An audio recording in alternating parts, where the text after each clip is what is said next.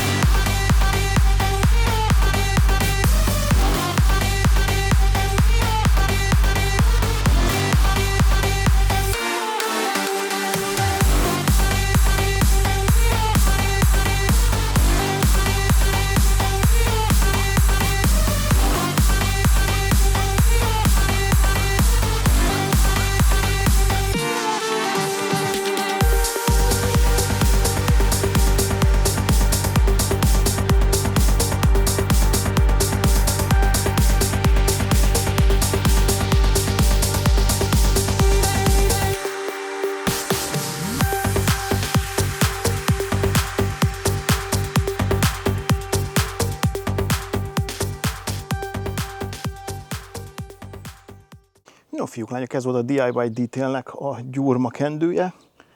Nekem nagyon adja a jelet. Szerintem jobb, mint a sima, hagyományos ilyen sima felületek, mert ugye ebben van ez a, hát nem tudom, ilyen barázdás, érdes rész, ilyen kis kihagyások.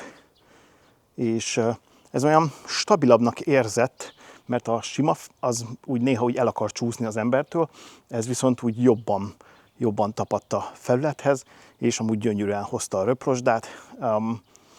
Hát nagyjából ennyit tudok róla mondani, ez egy gyurmakendő.